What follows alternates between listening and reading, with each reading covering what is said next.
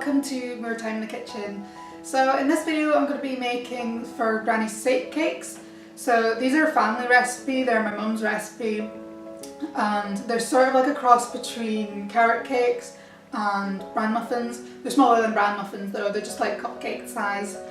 And the reason they're called for Granny's sake cakes is that my mum made them for my gran who's diabetic.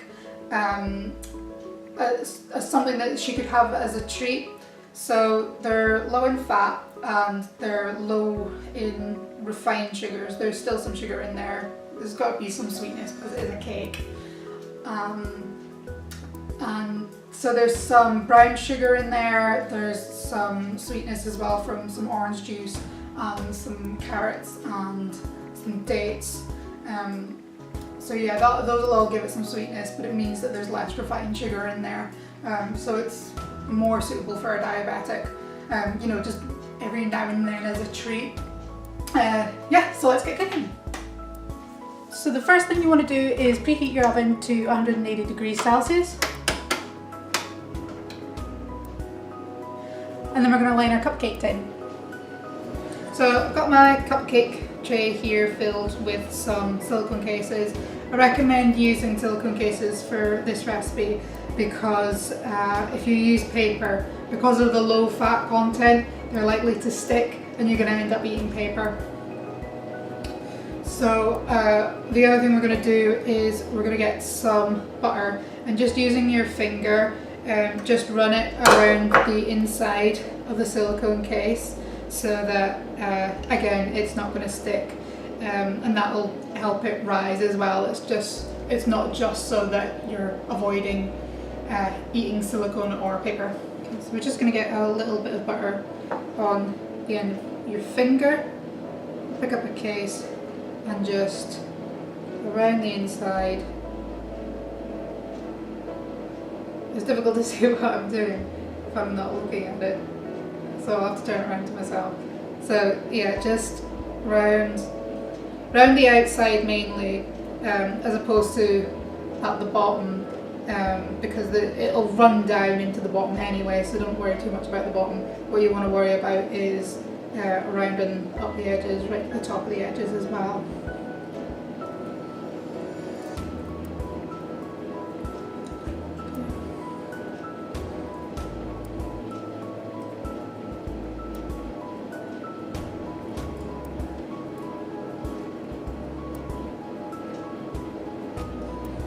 I think I probably have my mum to thank for my love of cooking.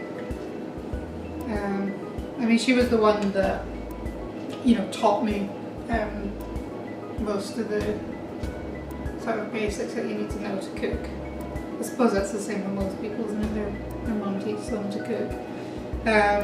But she's always sort of put quite a high priority on food, on feeding us, as in, you know, cooking fresh meals, and I think that's carried on with myself. I try to have maybe like 90% of the meals that I eat being cooked by myself, you know, using fresh ingredients, etc. And you know, I'll get a takeaway or eat out every now and then, or sometimes, you know, have a microwave meal if I've not had time to make something. But yeah, in general, most of the meals that I cook, most of the meals that I eat, I've cooked myself. My dad's an alright cook as well. You know, like, you can do a roast dinner and he makes the best scrambled eggs. The best scrambled eggs. It's mainly because he adds loads of like, so he'll put like cream in it instead of milk, so it's full of fat, so that's why it tastes good. Not that things that are low in fat don't taste good.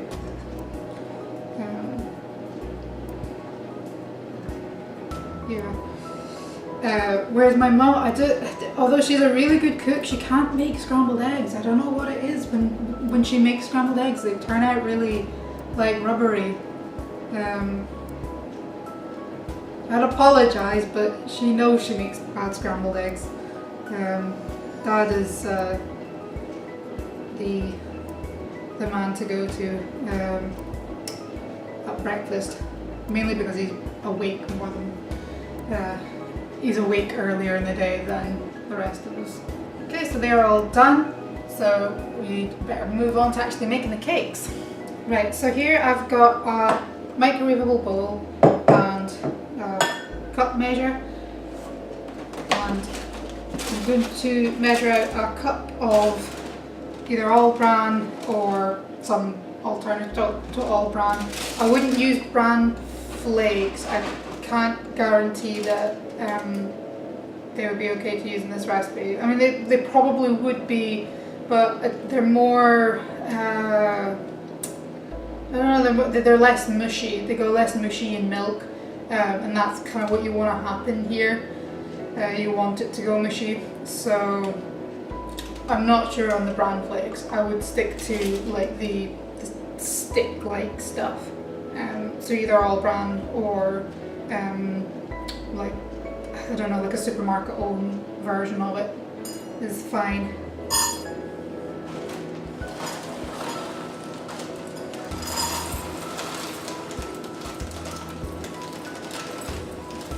So you want like just over a cup.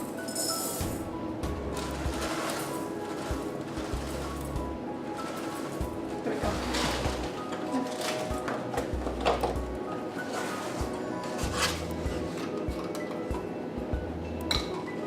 And then just 1 cup of milk.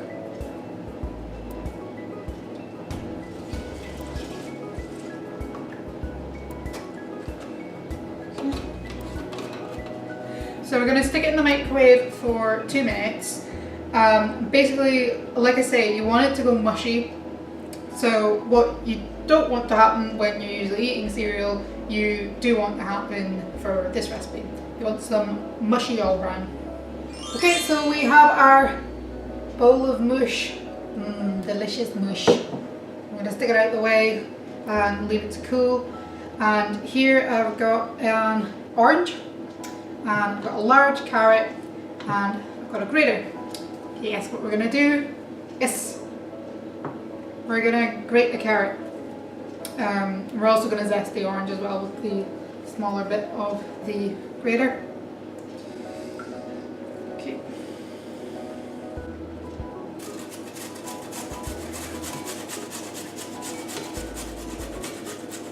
So this reminds me of probably what was more of a, less of a positive kitchen experience from when I was growing up, which was being asked to like grate the cheese for dinner. And I think when I was really little, I probably enjoyed it more just because, I don't know, when you're really little, when you're asked to do something, it's more exciting, almost, like it seems fun, like everything seems fun when you're little. But then as you grow into a teenager and you're asked to do like literally anything by your parents, you're like, oh no, Mom, I'm busy. Yeah, my main memory of grating cheese is a negative one because it was just being like a chore to do.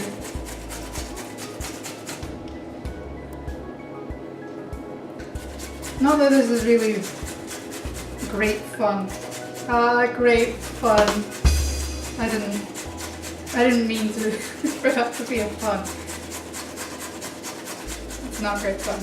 It's my arm starts to hurt after a while. Plus I'm like getting everywhere. Nearly there.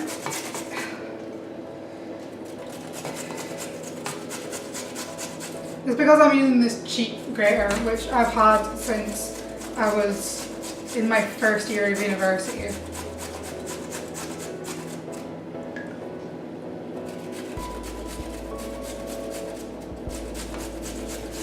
So, I mean, it's held up pretty well, but having like a flat grater like this, they're not easy to use. You're better with like one that can stand on its own rather than having to hold it in one hand. Okay, so I think that should be about enough. There's still a little bit of the carrot end, but that's the amount I've got. So I don't know, that's maybe like a cup and a half. I don't know, just about that much. So most of a large carrot basically. Okay, once you've done the carrot, we're going to get the orange. And we're going to zest it. We want olive zest, as much zest as you can get. So all the way around the orange. Don't take the pith.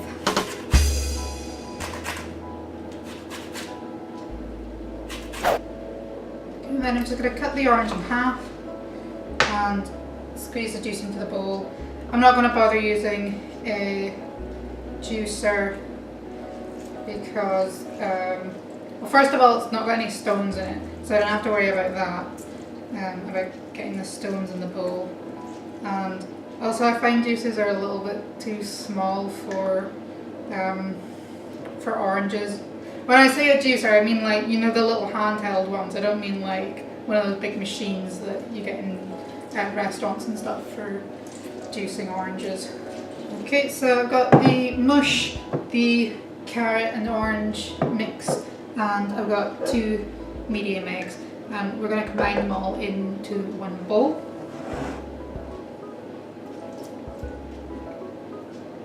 I've got some really quite happy memories of being in the kitchen with my dad as well, especially like when I was really little.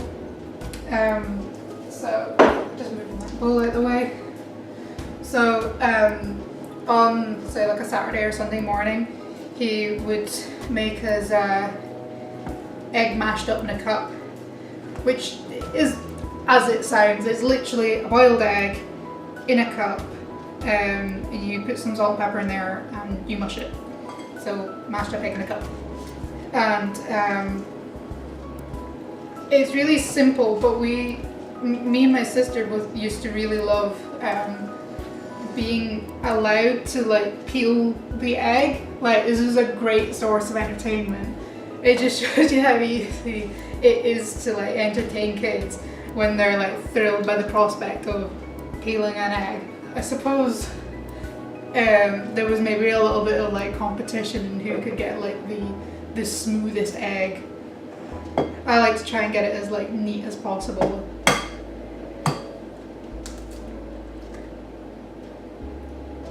I didn't have the tip back then of you know that you can add vinegar to a pot when you're boiling eggs to make the shell easier to peel. I didn't know that back then, but I do now.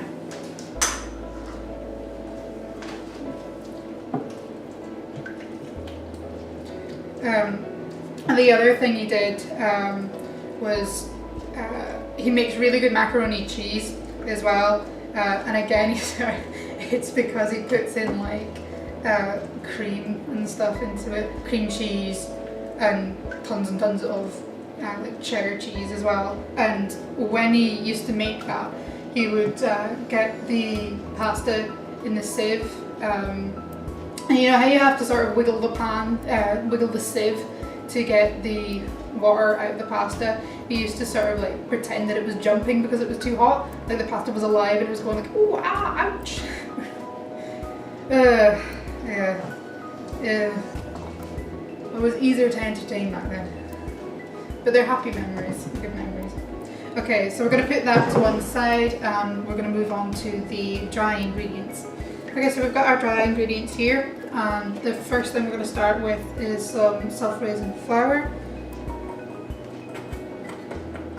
We're adding a cup.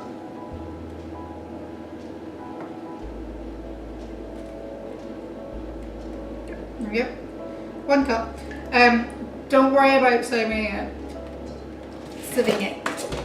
I don't know if I pronounced that well. It sounded like sieving it. Yeah, don't worry about sieving it. it's not going to make much of a difference because the rest of the ingredients are quite dense. Okay, I'm going to add half a cup of some soft brown sugar.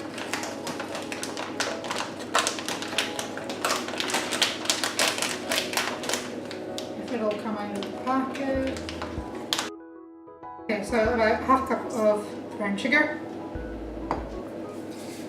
And we're going to add a teaspoonful of mixed spice.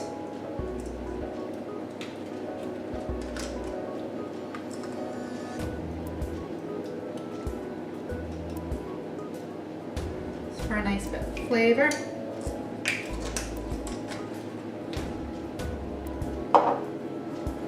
And a teaspoonful of some baking powder. Now the flour is self-rising, but because the ingredients that we're adding are quite dense, it needs a little bit of help to rise.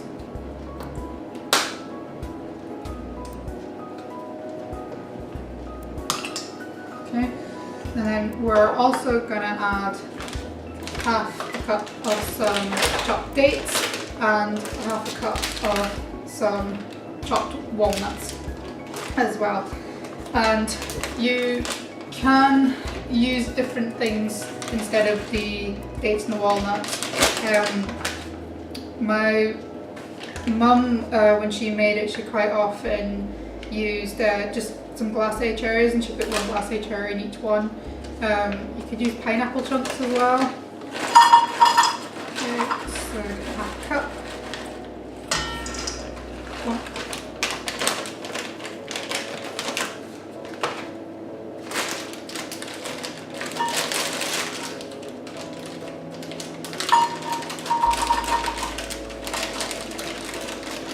It's like the brown sugar all over again. I don't want to come out.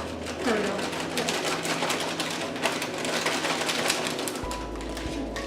And again, half a cup of these.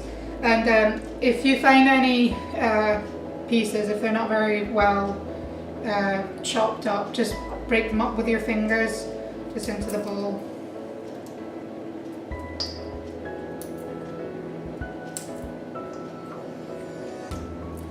There's quite a few whole ones in here actually.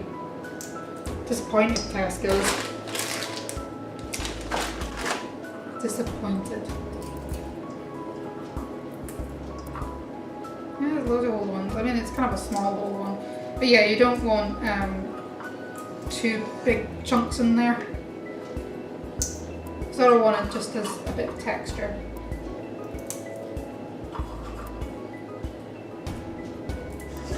Just going to give the dry ingredients a bit of a mix around.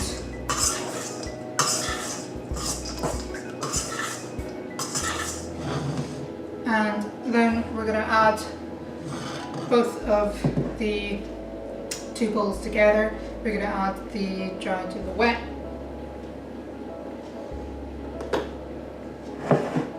I'm just going to do a little bit at a time. Just mix it in.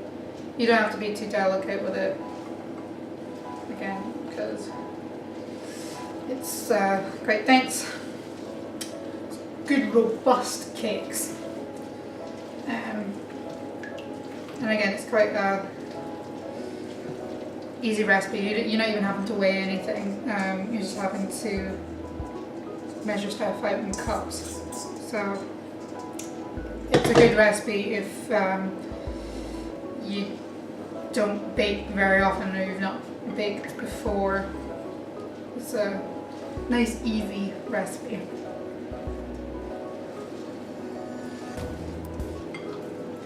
If you're not quite at bake-off level yet, you can build yourself up with this.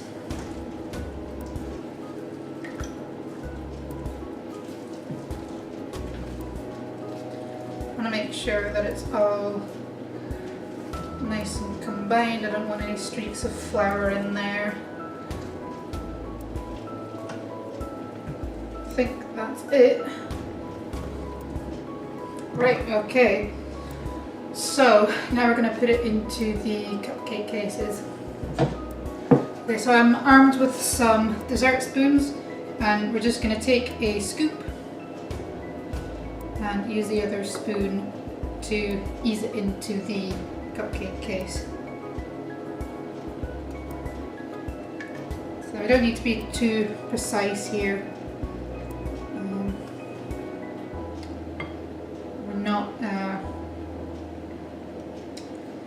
We're not selling them our way. We're not on Bake Off. You don't have to be too precise.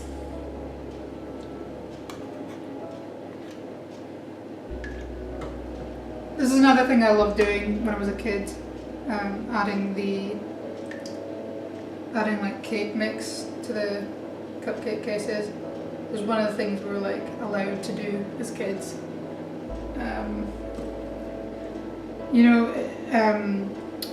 When you make like Rice Krispie cakes, it's quite difficult to get them into the cases before the chocolate all dries up. For a kid anyway, when you're like messing about. Okay, so I'll give you a bit of a close-up before they go into the oven. And they just need to go in for 25 minutes. Okay, so that's them out of the oven. We're going to leave them in there to cool for about 5 minutes before moving them onto the cooling rack. So these actually took about 30 minutes as opposed to 25. Sometimes it just depends on the day, I don't know. Sometimes it takes a little bit longer, sometimes it takes a little bit shorter. But you can tell that they're done because they're just starting to come away from the edge of the case, and they're also hard on the top. I find that's a more accurate way of telling than putting, say, a cocktail stick into the cake. I know that's sort of a common way to test, but it doesn't always work, especially for cakes that are quite moist like these. Okay, so they're cool enough to eat, so I'm going to dive in, and they should peel out of the silicone cases fairly easy. Yep. Yep. They're not the prettiest things, but we're not about looks here, and they smell amazing, and I'm sure they'll taste amazing. So my favourite way to have them is with a little bit of butter. Just gonna cut it open. Yes, I'm adding butter to something low fat. Don't judge me. And you can't have them without a good cup of tea. So, put a little butter on. They're best when they're still warm as well. To be honest, sometimes when they've cooled down, I'll reheat them in the microwave. It's not as good as when they're fresh though.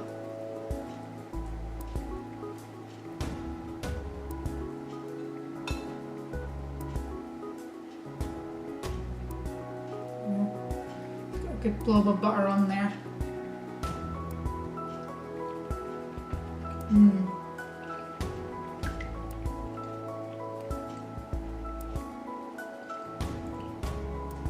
There's barely any fat in there. Not a lot of sugar, and it's so full of flavour, and there's a lot of natural sweetness from, like I say, the carrot and the orange. Lots of flavours. I love the taste of the mixed spice. It tastes like home. It doesn't actually taste like home, because home it tastes like bricks. And they don't taste like bricks, they taste good. And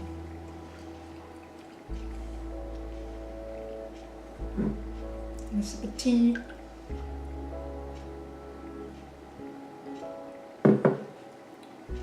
Right, can't go wrong with that. Mum will be proud.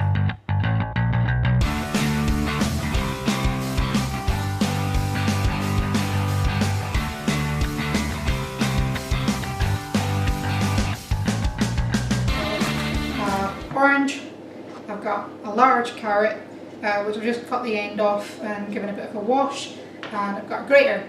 Can you guess what we're going to do? That's right, we're going to shove it up our ass.